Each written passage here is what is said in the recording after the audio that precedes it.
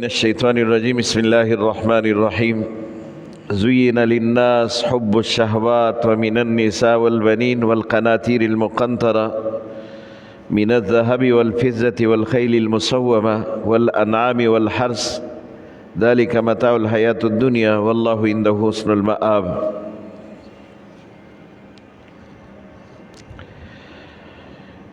ایک زندگی آخرت کی ہے اور ایک زندگی دنیا کی ہے۔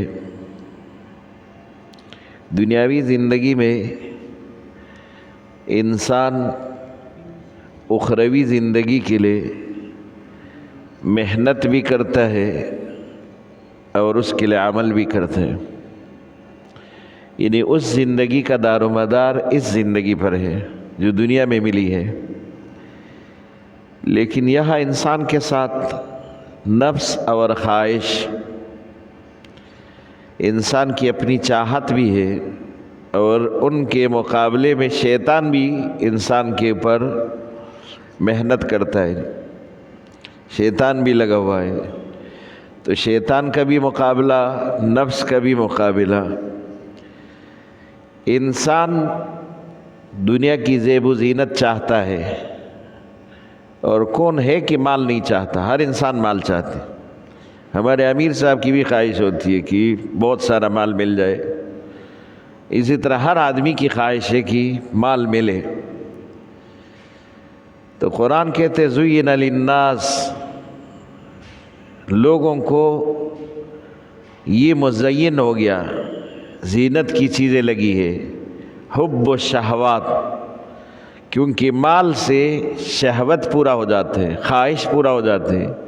اس لیے کہا کہ ہر انسان مال چاہتے ہیں۔ کیوں چاہتے ہیں؟ حب الشہوات، کیونکہ شہوات کی محبت ہے، خواہشات کی محبت ہے، اور خواہشات مال کے بغیر پورا نہیں ہوتا۔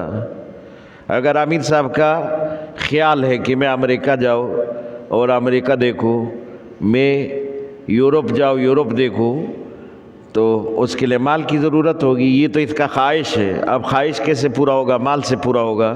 تو قرآن کہتے ہیں حب الشہوات، یہ مال کیوں چاہتا ہے کہ خواہشیں پوری کر دے، اور خواہش پورا کرنے کے لیے مال مانگتے۔ من النساء، ایک ذریعہ عورت ہے۔ دنیا کو اللہ نے عورت سے مزین کیا، تو ہر انسان اس کی میلان عورت کی طرف ہے، ہر انسان کا میلان عورت کی طرف۔ والبنین، اور دوسرا چیز وہ اولاد ہے۔ یہ انسان اولاد کی فکر میں، نہ گرمی نہ سردی، نہ بیماری نہ صحت، نہ دن اور نہ رات، ہر مشقت کو برداشت کرتے ہیں۔ اور کیوں؟ کہ اولاد کو تکلیف نہ ہو۔ سر میں درد آئے تو اور کچھ نہ ہو تو مولوی صاحب کے پاس لے کر جاتے کہ دم کرو میرے بچے کے سر میں درد ہے۔ ایک باپ 10 بیٹوں کو پالتا ہے، لیکن پھر افسوس کی بات کہ 10 بیٹے ایک باپ کو نہیں پالتے۔ پھر جب باپ کمزور ہو جائے، وہ 10 بیٹے ایک باپ کے کام نہیں آتے۔ جو ایک باپ 10 بیٹوں کے اکیلا ذمہ دار ہوتے ہیں، اور وہ اس کے لیے ہر محنت کے لیے تیار ہوتے، وہی 10 بیٹے پھر ایک باپ اس کے اوپر بوجھ ہوتے۔ تو قرآن کہتے تیسرا چیز وہ بنین ہے، اولاد ہے، جس کے لیے انسان مال کماتا بھی ہے اور کمانے میں احتیاط بھی نہیں کرتا۔ چلو کوئی مسئلہ نہیں، حرام کی جگہ حلال آئے لیکن میری اولاد کا کام بن جائے۔ کوئی مسئلہ نہیں، میں بیماری میں ہو لیکن اولاد کی خاطر کمائی کے لیے نکلتا ہو۔ کوئی مسئلہ نہیں، رات ہے لیکن میں اولاد کی خاطر اس رات میں بھی محنت کر کے اپنے بچوں کے لیے کماتا ہوں۔ بنین، اولاد۔ والقناطیر المقنطرہ، اوپر نیچے کے خزانے، وہ خزانے جس میں من الذہب، چاندی سونا، والفضہ چاندی، والخیل المسومہ، اور وہ گھوڑے جو کہ نشان زدہ ہو، تربیت یافتہ گھوڑا۔ یہ بڑی سواری ہوتی تھی، ابھی تو گھوڑے نہیں ہیں، ابھی تو ہر آدمی لینڈ کروزر خریدتے، ابھی تو ہر آدمی گاڑی کے مقابلے میں اس زمانے میں بہترین گاڑی گھوڑا ہوتا تھا۔ اس لیے وہ گھوڑا جو تربیت یافتہ ہو، تمہیں گرائے نہ اور اچھی طرح تمہارے لیے سواری کا حق ادا کرے، وہ گھوڑا ہوتا تھا۔ والانعام، اور مالداری کا ایک سبب بہت زیادہ جانور، عرب میں جس کے بہت سارے اونٹ ہوتے تھے وہ مالدار آدمی شمار ہوتا تھا۔ اور میں نے آپ کو کل کے درس میں کہا تھا انبیاء علیہ السلام میں بھی کچھ مالدار آئے جن کے پاس اللہ پاک نے دنیا کا بھی بہت وسعت دیا تھا، مال تھا ان کے پاس۔ حضرت داؤد علیہ السلام کے بارے میں، حضرت سلیمان علیہ السلام کے بارے میں، حضرت ایوب علیہ السلام کے بارے میں نے آپ کو بتایا بڑے مالدار تھے۔ ذی القرنین، اللہ نے مشرق سے مغرب، شمال سے جنوب سارے سفر کروائے، بڑے مالدار تھے۔ اسی طرح صحابہ کرام میں بڑے مالدار صحابی جن کو اللہ پاک نے مال کی وسعت دی تھی۔ والحرث، اور مالداری کا ایک ذریعہ فصل بھی ہے، حرث، کھیتی باڑی سے بھی آدمی مالدار ہو جاتے ہیں۔ تو قرآن نے آخر میں کہا ذالک متاع الحیات الدنیا، ذالک متاع الحیات الدنیا، یاد رکھو یہ تو صرف دنیا کا ہی پیدا ہے، نہ قبر میں تمہارے ساتھ چاندی، نہ سونا، نہ گھوڑا، نہ خزانے، نہ یہ اولاد اور نہ تمہاری بیوی، کوئی تمہارے ساتھ نہیں جائے گا، تم صرف اکیلے اپنے اعمال لے کر جاؤ گے۔ تو اس لیے کہا کہ ذالک متاع الحیات الدنیا، دنیا کا پیدا ہے۔ اس لیے علماء نے لکھا ہے کہ دنیا کو اتنا حاصل کرو جتنا اس دنیا میں آپ نے رہنا ہے، کیونکہ دنیا ضرورت ہے۔ ضرورہ یتقدر بقدر ضرورہ، ضرورت کو ضرورت کے تحت حاصل کرو، منع نہیں ہے۔ اگر دنیا میں آپ نے رہنا ہے 60 سال تو محنت بھی اتنا کرو جو 60 سال کے لیے کافی ہو۔ آپ نے دنیا میں 60 سال رہنا ہے اور آپ نے 100 سال کی محنت اور 200 سال کی محنت، 1000 سال کی محنت دنیا کے لیے کی ہے۔ جہاں مستقل رہائش ہے، جہاں آپ نے مستقل رہنا ہے، وہاں سے آپ بے پرواہ ہو، جس زندگی سے آپ نے واپس ہی نہیں آنا۔ ہارون الرشید بڑے ہوشیار آدمی تھے اور یہ قابل بادشاہ ہے جس نے 3 براعظم پر حکومت کی ہے۔ اسی زمانے میں انہی کے خاندان کا ایک آدمی مجذوب تھا، مجذوب، بہلول کہتا تھا اس کو، لیکن ہارون الرشید اس کو پہچان گئے تھے کہ یہ مجذوب تو ہے لیکن اس میں صفات ہے کہ کوئی بات کہتا ہے تو سچ کہتا ہے، حقیقت کہتا ہے۔ ہارون الرشید نے اس کو ایک چھڑی دے دی، کہا کہ یہ اپنے پاس رکھو، اور تم سے زیادہ اگر تمہیں کوئی بے وقوف آدمی دنیا میں مل جائے یہ اس کو دے دینا، میرے طرف سے یہ آپ کے لیے، لیکن تمہیں اگر تم سے زیادہ بے وقوف آدمی ملے تو پھر ان کو دے دینا۔ اب بہلول نے اپنے پاس اس کو سنبھال کے رکھا۔ جب ہارون الرشید بیمار ہو گئے، مرض موت میں، آخری وقت تھا اس کا، ہارون الرشید نے بھی پوچھا کہ بہلول نہیں آیا۔ کسی نے بہلول کو کہا کہ ہارون الرشید آپ کو یاد کر رہے تھے، وہ تو بڑے سخت بیمار ہیں، آپ ان کے پاس گئے نہیں۔ کہ میں آج ہی جاتا ہوں۔ گئے تو اپنا وہ چڑی جو انہوں نے دیا تھا امانتاً اس کو اپنے پاس لے کر گئے۔ کیا حال ہے؟ تو اس نے کہا شدید بیمار ہو، بس سفر آخرت ہے، مطلب سفر پہ جا رہا ہو۔ تو بہلول نے کہا کہ عام طور پر اسی طرح بات کرتے تھے، کہا کہ کہاں جا رہے؟ تو اس نے کہا بڑا دور جا رہا ہو۔ ہارون الرشید نے کہا بڑا دور جا رہا ہو۔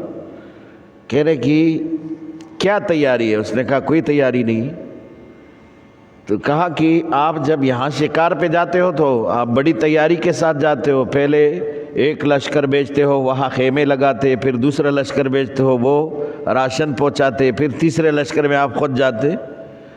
تو دور کا سفر ہے تو ظاہر ہے کسی کو آپ نے بھیجا ہوگا، خیمہ لگایا ہوگا، کہہ رہے نہیں کوئی خیمہ وہاں نہیں لگایا۔ راشن بھیجا نہیں بھیجا، آپ نے فوج بھیجا اپنے سے پہلے، اس کی اپنی حفاظت کے لیے نہیں بھیجا۔ آپ کے ساتھ کون کون جا رہے ہیں؟ کہ میں اکیلا جا رہا ہوں، میرے ساتھ کون جائے گا؟ میں تو آخرت کی سفر پر جا رہا ہوں جہاں سے واپسی ہے ہی نہیں، خیمے لگانے کی وہاں پر کوئی ضرورت نہیں، قبر میں جا رہا ہوں۔ بیلول نے وہ چڑی اٹھا کے اس کو دے دی، یہ لے لو۔ کہہ رہے کیوں؟ کہہ رہے کہ تم سے زیادہ بے وقوف تو کوئی نہیں دنیا میں، تم نے مجھے کہا تھا کہ اپنے سے زیادہ بے وقوف پاؤ تو ان کو دے دو، تو مجھے تو تم ہی بے وقوف لگ رہے کہ جس سفر سے واپسی ممکن نہیں، آپ اس سفر کے لیے بغیر تیاری کے جا رہے ہو۔ جہاں شکار کے لیے جاتے ہو تو اتنے لمبے لشکر کے ساتھ اور اتنے بڑے راشن کے ساتھ، بڑی سیکورٹی کے ساتھ، اور جہاں سے واپس ہی نہیں آنا تو اس کے لیے آپ نے کوئی تیاری نہیں کی، تو سب سے زیادہ مستحق تو تم ہو، اس چڑی کا تم لے لو، تم بے وقوف ہو۔ اللہ کہتے ذالک متاع الحیات الدنیا، یہ تو دنیا کی زندگی کے لیے تم نے کیا ہے، ابھی آخرت کے لیے کیا کیا جو تم ہمیشہ کے لیے جا رہے ہو، وہاں اس کے لیے کیا کیا ہے۔ واللہ عندہ حسن المآب، یاد رکھو اللہ کے لیے، اللہ کے ہاں بہترین ٹھکانہ ہے، بہترین حسن المآب، جو خدا کے پاس جائے گا اس کے لیے بہترین ٹھکانہ ہے۔ قل اؤنبئکم بخیر من ذالکم، اب یہ چیزیں ذکر ہوئی، آپ نے آیت میں یہ سب پڑھے، حب الشہوات من النساء، عورتیں، بنین اولاد، قناطیر المقنطرہ، اوپر نیچے خزانے، ذہب سونا، فضہ چاندی، خیل المسومہ شاندار گھوڑے، اور پھر کہا انعام جاندار جانور، اور حرث فصل کھیتی۔ اللہ کہتے ہیں یہ سب چیزوں کو دیکھو، اس کے مقابلے میں آپ کو بتاؤ اس سے بہتر کیا ہے؟ تو اللہ کہتے اؤنبئکم، میں آپ کو بتاؤ بخیر من ذالکم، کہ اس سے بہتر ہو تمہارے لیے، وہ چیز بتاؤ۔ اللہ تو سچا ہے نا، سچ کہتے ہیں۔ اللہ کہتے ہیں میں وہ چیز بتاؤ جو اس سے بہتر ہو، للذین اتقوا عند ربہم، ان کو جو اللہ سے ڈرنے والے، ان کے لیے اس سے بہتر چیز بتاؤ۔ جنات، وہ باغات ہے، تجری من تحتها الانہار، جس کے نیچے اللہ نے نہریں جاری فرمائی، خالدین فیہا، تم اس میں رہو گے ہمیشہ، ازواج مطہرہ، اس میں پاک بیویاں ہے، رضوان من اللہ، یہ اللہ کی رضا کا اعلان ہے، اللہ کی طرف سے تمہارے لیے انعام ہے۔ جنت کا تذکرہ قرآن میں بار بار ہوتا ہے۔ حضور صلی اللہ علیہ وسلم سے صحابہ نے پوچھا، یا رسول اللہ، جنت میں جنتی کیا کھائیں گے؟ جنت میں بھی کوئی کھائیں گے پیئیں گے، کیا ملے گا؟ تو حضور صلی اللہ علیہ وسلم نے فرمایا کہ ایک جنتی اتنا کھائے گا جیسے دنیا میں 100 بندے کھاتے ہیں۔ ایک جنتی اتنا کھانا کھائے گا جتنا 100 بندے کھاتے ہیں۔ 100 بندے کے لیے یہاں پر ہم جب منگواتے تو 2-3 دیگ تو کافی ہو جاتے 100 بندوں کے لیے۔ تو اب امیر صاحب اکیلا اتنا کھائے گا جیسے بندہ 2 دیگ کھاتے، تو 2 دیگ سے زیادہ ایک امیر صاحب اکیلا جنت میں کھائے گا، اور پھر اوپر سے جنت کے نہروں سے پانی پیے گا، بہترین جنت کے پاک اور صاف میٹھے پانی پیے گا۔ تو صحابہ کہتے اتنا کھانا پھر کیسے ہضم ہوگا؟ 100 بندوں کا کھانا ایک بندہ کھائے تو کیسے ہضم ہوگا؟ ادھر اگر تھوڑا سا کھانا زیادہ ہو جائے تو آدمی کو پورا رات تکلیف ہوتے، پھر لیٹ نہیں سکتا کہ کھانا ہضم ہی نہیں ہو رہا، پیٹ میں گیس جمع ہوتے، تو اتنا کھانا کیسے ہضم ہوگا؟ رسول اللہ صلی اللہ علیہ وسلم نے فرمایا 2 صورتیں، ایک جنتی کو پسینہ آئے گا اور کستوری جیسے خوشبو ہوگی اس پسینے کا، پسینے سے ایسے خوشبو اٹھے گا اور اسی سے وہ کھانا ہضم ہوگا، اور دوسرا یہ کہ کھانے کے بعد ایک ڈکار آئے گا، وہ ڈکار میں سے بھی کستوری کی خوشبو نکلے گی، اور اسی سے پورا کھانا ہضم ہوگا، جیسے آپ نے کچھ کھا ہی نہیں دوبارہ کھانے پر بیٹھ جاؤ گے۔ یا تو ہم پھر اوپر سے ڈکار کے لیے بھی پیپسی پیے، پہلے پیپسی پیتے کہ پیپسی پی دو تاکہ ڈکار آ جائے اور معدے کو کچھ راحت مل جائے۔ معدے کو راحت اس سے نہیں ملتا، لیکن ہمارا یہ خیال ہوتا ہے۔ تو اہل جنت جب پسینہ آئے، تھوڑا سا پسینہ اس کے اوپر آئے گا، اس پسینے سے خوشبو بھی آئے گی، وہ پسینہ بھی گندا نہیں ہوگا۔ یہاں پسینہ آتا ہے تو اس سے تو بدبو آ جاتی ہے، پسینے سے خوشبو آئے گی، کستوری کی خوشبو، جو سب سے زیادہ قیمتی خوشبو ہے کستوری۔ دنیا میں اس کا 1 تولہ جو ہے وہ لاکھوں روپے میں ملتا ہے، لاکھوں روپے میں۔ وہ کستوری آپ کو وہاں فری میں پسینے سے آئے گا۔ اور ڈکار آئے گی تو ڈکار میں اگر یہاں مولی کا آئے گی تو مولی کی خوشبو، اگر یہاں پر آپ نے امرود کا ہے تو اس کی خوشبو ڈکار میں سے پھر آتے ہیں۔ تو وہاں ڈکار میں جو خوشبو آئے گا وہ خوشبو کیسے ہوگا؟ تو حضور صلی اللہ علیہ وسلم نے فرمایا وہ خوشبو بھی کستوری کی ہوگی، ڈکار سے کھانا بھی ہضم ہوگا اور خوشبو بھی کستوری کی ہوگی، وہاں پاک اور صاف خوشبو ہوگی۔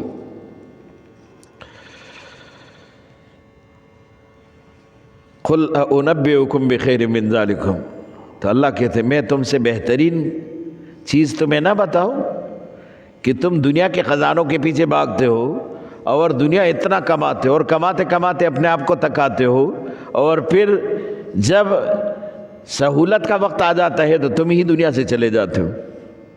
ارے انسان اتنا محنت کرتے کہ میں نے آپ کو کہا نہ رات کو نہ دن کو، نہ صحت نہ بیماری کو، نہ حلال اور نہ حرام کو دیکھتے اور کماتا رہتے، اتنا تک جاتا ہے یہ تھکاوٹ کو بھی نہیں دیکھتا۔ اور پھر جب یہ سارا پیسہ جمع کرتے پھر یہ بیماری شروع ہو جاتی، یہ بیمار ہو جاتے، پھر یہ ایک اسپتال میں دوسرے اسپتال، ایک حکیم دوسرے حکیم، پھر یہ پیسہ اپنے اوپر لگاتے ہیں۔ جو کمایا اپنا بدن خرچ کر کے ابھی اسی بدن پر لگانا شروع کرتے، لیکن وہ پھر اس پیسے کے لگانے سے بھی وہ بدن واپس نہیں آتا جو جوانی میں اس کو ملا تھا، جس میں یہ قوت تھی، جو اوریجنل حال میں تھا وہ تو پھر بھی نہیں بحال ہوتا۔ کبھی گھٹنوں کا درد، کبھی کمر کا درد، کبھی جو ہے کیا کبھی کیا، انسان کے اندر مختلف قسم کے علتیں شروع ہو جاتی ہیں۔ اللہ فرماتے ہیں کہ وہ ایسی زندگی ہے جس میں ہر بیماری سے آپ پاک ہوں گے، آپ کو کوئی بیماری نہیں ہوگی، بڑھاپے سے آپ پاک ہوں گے، بڑھاپا نہیں آئے گا، اور وہاں پر غم سے آپ پاک، کوئی غم نہیں ہوگا، تکلیف سے آپ بالکل محفوظ رہیں گے، کوئی تکلیف نہیں ہوگا۔ اور اوپر سے ازواج مطہرہ، یہاں جو بیوی لے کر آئے، پہلے کچھ دن نئی نئی دلہن کے کمرے سے ہر قسم کے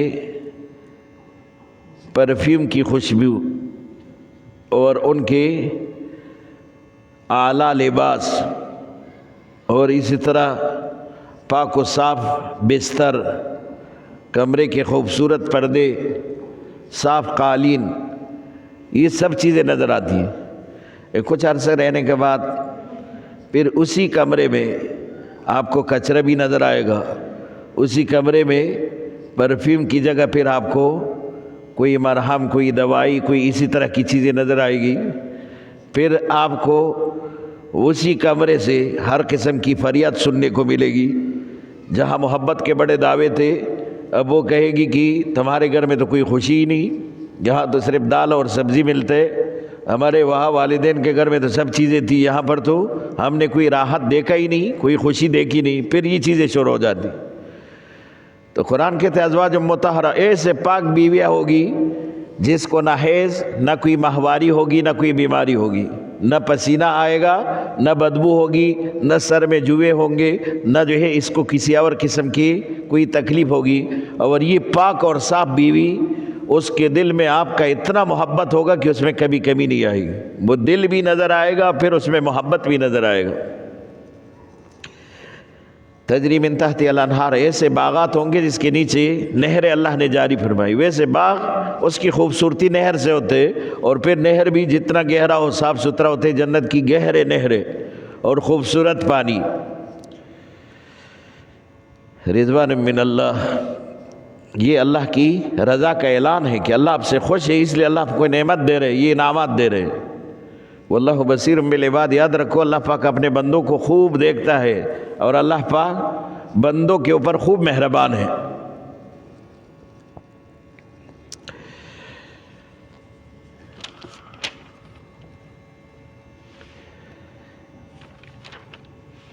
الذین یقولون ربنا اننا آمنا فاغفر لنا ذنوبنا وقنا عذاب النار۔ دنیا میں کچھ لوگ ایسے بھی تھے جو ہر حال میں خدا کی شکر ادا کر رہے تھے، یہ اہل جنت ہے، اور کہتے ربنا اننا آمنا، یہ اللہ ہم تو آپ کے ذات پر ایمان لائے، فاغفر لنا، اس لیے ہمیں معاف فرما اور ہمارے گناہ معاف فرما، ذنوبنا وقنا عذاب النار، جہنم کے عذاب سے ہماری حفاظت فرما، ہمیں بچا لے۔ تو اللہ کہتے ہیں کہ پھر یہ لوگ مصیبت پر صبر کرنے والے، الصابرین والصادقین، ہر وقت سچ بولنے والے، والقانتین، ہر وقت اللہ کے لیے تابعدار۔ سردی میں حکم پورا کرنے آیا نماز کا تو بستر کو چھوڑ کر مسجد کی طرف چل پڑا، یہ نہیں کہ اب تو سردی ہے، اب تو بستر کا اپنا مزہ ہے اور اس ٹھنڈ میں کون مسجد میں جائے، بلکہ اللہ کے حکم کو پورا کیا۔ والقانتین والمنفقین، وہ آدمی جو بڑے محنت سے کماتے ہیں لیکن وقت خرچ کرنے کا آتا ہے تو اللہ کے لیے خرچ کرتے، اللہ کے راستے میں خرچ کرتے، اللہ کے دین کے لیے خرچ کرتے، دین کی سربلندی پر خرچ کرتے۔ والمستغفرین بالاسحار، اور جو سحری کے وقت استغفار پڑھنے والے۔ یاد رکھو ہر وقت قیمتی ہے انسان کا، لیکن خاص طور پر سحری کا وقت بڑا قیمتی ہے، جس میں ہم صرف رمضان کے معمول کے مطابق اٹھتے ہیں اور اس میں کھانا کھا کر پھر سو جاتے، یہ انتہائی قیمتی وقت۔ آج کل تو لمبی راتیں ہیں، رات کو کم سے کم 3 حصوں میں تقسیم کرو، یہ 2 حصے آپ کے ہو گئے، اس میں آرام بھی کرو، حقوق بھی ادا کرو، لیکن ایک حصہ کم سے کم اللہ کے لیے اس رات میں اٹھو، اور اس میں 4 کام خصوصی طور پر اس آخری حصے میں کر لینا۔ سب سے پہلے وضو کر کے تہجد کی نماز 2 رکعت پڑھو، 4 پڑھو، 6 پڑھو، 8 پڑھو، 10 پڑھو، 12 تک اب تہجد کی نماز پڑھو۔ پھر اس کے بعد بیٹھ کر تسبیحات کر لو، اللہ کی یاد میں اچھے اچھے ناموں سے اللہ کو پکارو، اور پھر بیٹھ کر کچھ قرآن کی تلاوت کرو، یہ بھی بہترین ذکر ہے۔ اور پھر اس میں سے جو 4تھے نمبر پر آخری وقت میں اپنے رب سے اپنے لیے مانگو، صرف اپنے لیے نہیں بلکہ رسول اللہ نے فرمایا سب سے بڑا بخیل تو وہ ہے جو کہ دعا میں کنجوسی کر لے، صرف اپنے لیے مانگے، اپنے لیے، اپنے اہل و عیال کے لیے، خاندان کے لیے، پورا امت کے لیے، پورے انسانیت کے لیے اللہ سے دعا مانگو۔ المستغفرین بالاسحار، سحری کے وقت بخشش مانگنے والے یہ اللہ کو بہت محبوب ہیں۔ شہید اللہ انہ لا الہ الا ہو، اللہ گواہ ہے کہ اللہ کے علاوہ کوئی معبود نہیں، مشکل کشا حاجت روا صرف ایک اللہ تن تنہا۔ والملائکۃ، فرشتے بھی اس بات پر گواہ ہیں اللہ کے سوا کوئی معبود نہیں۔ وَأُولُو العلم، جن کو اللہ نے علم دیا وہ بھی اس بات کی حقیقت کو سمجھ رہے کہ اللہ کے سوا کوئی معبود نہیں۔ قائماً بالقسط، سارے انصاف کے ساتھ کھڑے ہیں۔ لا الہ الا هو العزیز الحکیم، اللہ کے سوا کوئی عبادت کے لائق نہیں، زبردست ذات ہے، حکیم حکمت والا رب ہے۔ ان الدین عند اللہ الاسلام، اللہ کے ہاں بہترین دین دین اسلام ہے۔ جو شریعت اور جو سنت اللہ پاک نے رسول اللہ صلی اللہ علیہ وسلم کو دی ہے یہ اللہ کو بہت محبوب ہے۔ اور پچھلے رکوع میں بھی ہم نے پڑھا تھا، اور اس سے اگلے آیت فَإِنْ حَاجُّوكَ فَقُلْ أَسْلَمْتُ وَجْهِيَ لِلَّهِ، یہ لوگ تمہارے ساتھ بھی جھگڑا کریں گے تو تم کہو کہ میں نے تو اپنے آپ کو اللہ کے حوالے کیا، میرے پاس تو اللہ ہی کا دین ہے، میں تو اللہ ہی کا حکم مانتا ہوں۔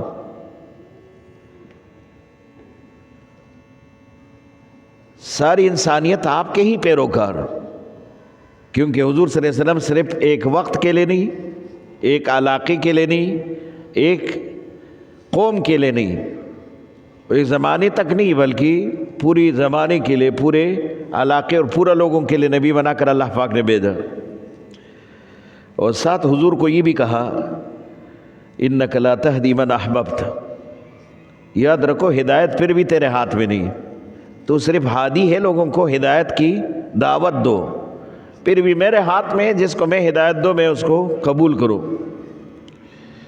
اس لیے رسول اللہ صلی اللہ علیہ وسلم نے فرمایا بُعِثْتُ إِلَى الْأَسْوَدِ وَالْأَحْمَرِ، مجھے اللہ پاک نے ایسے نبی بنایا کہ کالے کے لیے بھی میں نبی ہو، سفید کے لیے بھی میں نبی ہوں، گورے کے لیے بھی میں نبی اور کالے کے لیے بھی میں نبی، عرب کے لیے بھی میں نبی، عجم کے لیے بھی میں نبی، قیامت تک آنے والے آخری انسان وہ میرے امت میں ہے، میں اسی کا نبی ہوں۔ یہ رسول اللہ صلی اللہ علیہ وسلم نے فرمایا، کیونکہ حضور صلی اللہ علیہ وسلم خاتم النبیین ہے، آخری نبی ہے۔ نبوت کا یہ دروازہ اللہ پاک نے رسول اللہ پر بند کیا ہے۔ اب ہمیں ایسا دین ملا ہے کہ اسی پر مرنے کا حکم ہے، لا تموتن الا وانتم مسلمون، تمہیں موت نہ آئے مگر کہ تم مومن ہو، ایمان والے ہو، اسلام والے ہو، اس حال میں تمہیں موت ہے، اس سے پہلے آپ کو موت ہی نہ آئے۔ اور ہر آدمی قیامت کی طرف رواں ہے، بوڑھا بھی، جوان بھی، عورت بھی، مرد بھی، سب رواں ہے۔ قیامت کب ہے؟ جو مرے گا اس کی قیامت شروع۔ رسول اللہ نے فرمایا جو مرتا ہے اس کی قیامت شروع ہے۔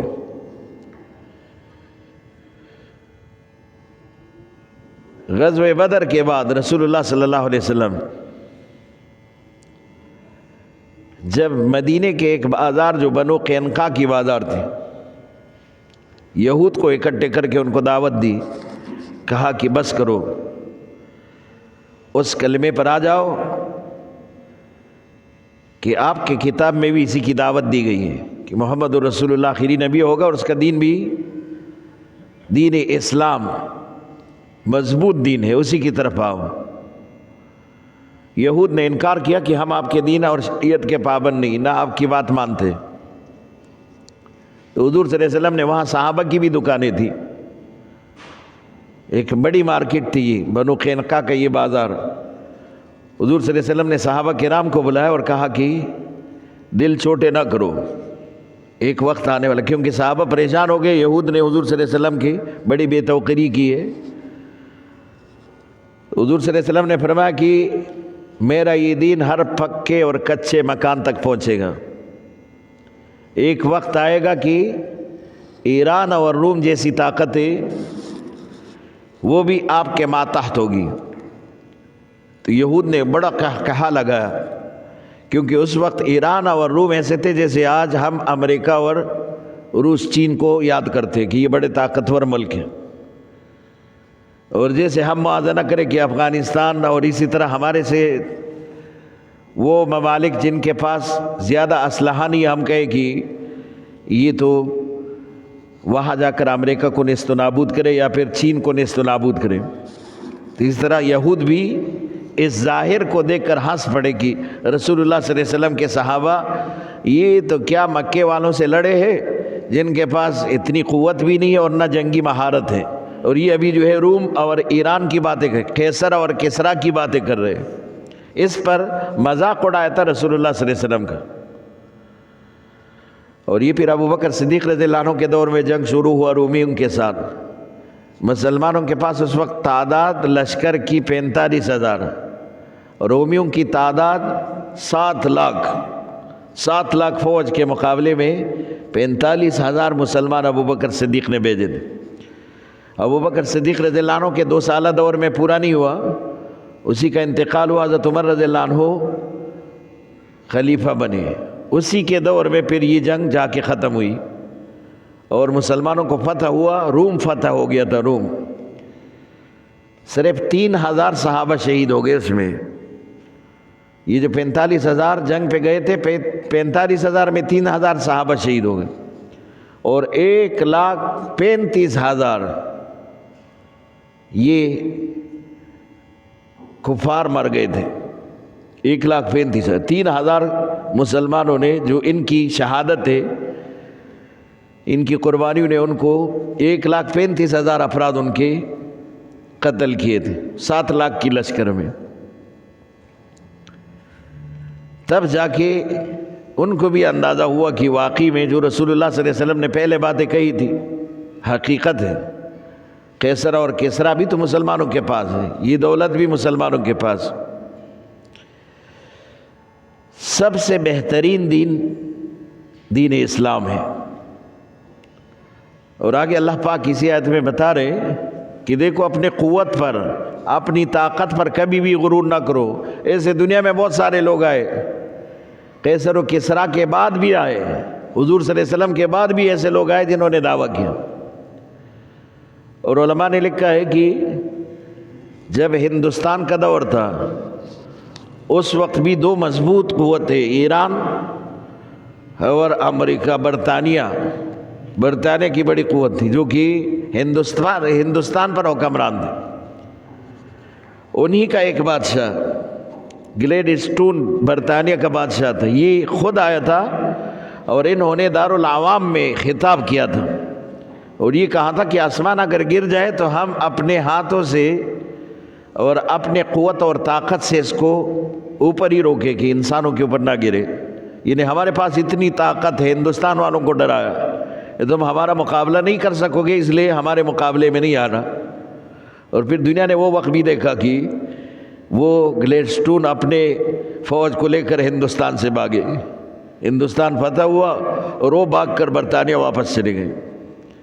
ایران جو اس وقت ایک مضبوط حکومت تھا، انہی کا بادشاہ تھا ایران کا رضا شاہ پہلوی، یہ اس کا بادشاہ تھا ایران کا۔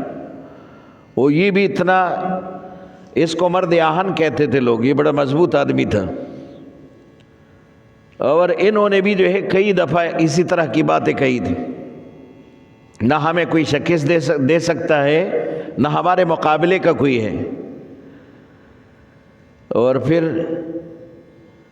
جب ان پر حالت آیا تو یہ اتنا بھاگا تھا، ہر ملک میں اس کے جہاز اوپر سے اتارنے کی اجازت نہیں ملی ان کو، یہ جہاز میں نیچے آ رہا تھا لیکن کسی نے اس کو اجازت نہیں۔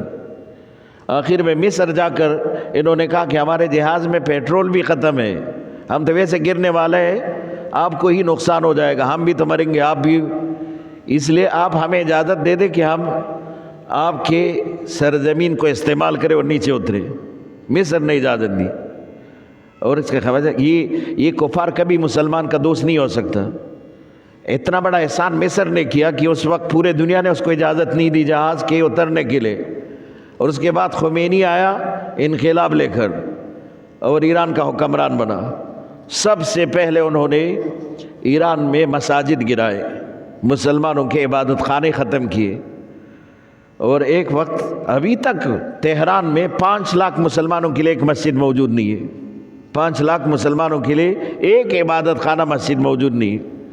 یہ اسلام کے اتنے بڑے دشمن، اس لیے رسول اللہ صلی اللہ علیہ وسلم کو اللہ بار بار یہ کہہ رہے کبھی بھی یہود تمہارا دوست نہیں بن سکتا، کبھی بھی یہ کافر تمہارے دوست نہیں بن سکتے۔ یہ چاہتا ہے کہ تمہیں بھی اپنے دین پر لائے، تب جو ہے آپ سے راضی ہوں گے، ورنہ راضی نہیں ہو سکتے۔ تو وہ پہلوی جو اپنے آپ کو بڑا طاقتور سمجھ رہا تھا، پھر اپنے لیے اتنے خطہ مانگ رہا تھا کہ اس میں اپنی جہاز کو اتارے نہیں ملا اس کو جگہ، جب تک کہ ایک مسلمان نے اس کے ساتھ احسان کیا۔ انہوں نے پھر مسلمان کے ساتھ کیا کتنا ظلم کیا۔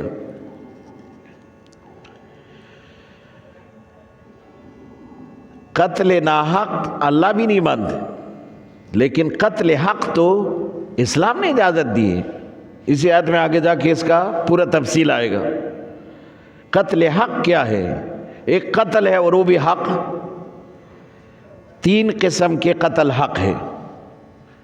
ایک وہ جب کوئی مسلمان مرتد ہو جائے، قرآن کا حکم ہے مرتد کو قتل کرو، مرتد کی سزا قتل ہے، 3 دن اس کو مہلت دو، 3 دن میں اگر وہ توبہ تائب ہو جائے ٹھیک ہے، ورنہ اس کو قتل کر دو۔ پھر دوسرا، اگر ایک شادی شدہ عورت اور مرد زنا کرے تو قرآن کا حکم ہے اس کو سنسار کرو، سنسار بھی قتل ہے، یہ قتل حق ہے، اس کو بھی سنسار کے ذریعے قتل کر دوں۔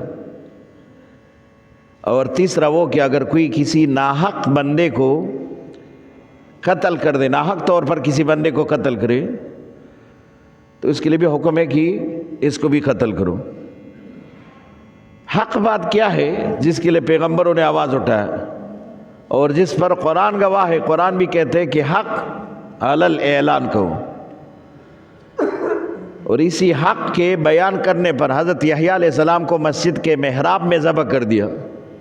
بادشاہ اپنی بانجی سے نکاح کر رہا تھا، یحییٰ علیہ السلام نے کہا کہ یہ تو حرام ہے، یہ تو آپ کی بانجی ہے، بانجی کیسے آپ نکاح میں لے سکتے؟ اور بادشاہ نے کہا یہ میری مرضی ہے کہ میں اپنے بانجی سے نکاح کرتا ہوں۔ تو اس نے کہا کہ میں پیغمبر ہوتے ہوئے آپ کو اس نکاح کی اجازت نہیں دیتا۔ بادشاہ نے کہا کہ پھر میں آپ کو پیغمبر ہی نہیں مانتا، اور اس کو مسجد کے محراب میں شہید کر دیا، ذبح کر دیا تھا حضرت یحییٰ علیہ السلام کو۔ لیکن حق بات پر ڈٹے، اور انہوں نے حق سے تو پیچھے راستہ اختیار نہیں کیا، اس بادشاہ کو حق پہنچایا کہ حق یہ ہے، اس بانجی سے آپ کی نکاح نہیں ہو سکتی۔ اس ظالم نے اس کو ذبح کیا۔ حضرت یحییٰ زکریا علیہ السلام کے بیٹے، جن کے والد کو بھی آرے سے چیرا گیا تھا درخت کے اوپر، اس کو کاٹا گیا، اور حضرت یحییٰ علیہ السلام کو مسجد کے محراب میں۔ یہ حق بھی ایسے آسانی سے ہمارے تک نہیں پہنچا۔ یہ جو دین اسلام ہے، اللہ کہتے ہیں ان الدین عند اللہ الاسلام، یہ اسلام ایسے آسانی سے تھوڑی پہنچے۔ اس پر صحابہ کتنا خون بہا، اور ایسے پھر آگے جا کے جو ہے مسلمانوں کا اتنا خون بہہ گیا ہے کہ ندیوں کے صورت میں اس میں یہ کلمہ تیرتا ہوا ہمارے پاس آیا ہے۔ اس لیے ہمیں کوئی قدر نہیں ہے، کیونکہ ہماری قربانی نہیں ہے دین میں۔ جس چیز پر مال جان وقت خرچ ہوتے ہیں اس کا قدر آتے ہیں۔ یہ تو ہمارا خرچ ہی نہیں ہوا، ہمیں تو تیار ملا ہے، اس لیے ہمیں کیا قدر ہے اس کی۔ انشاءاللہ اس کا تفصیل کل بیان کر سکوں۔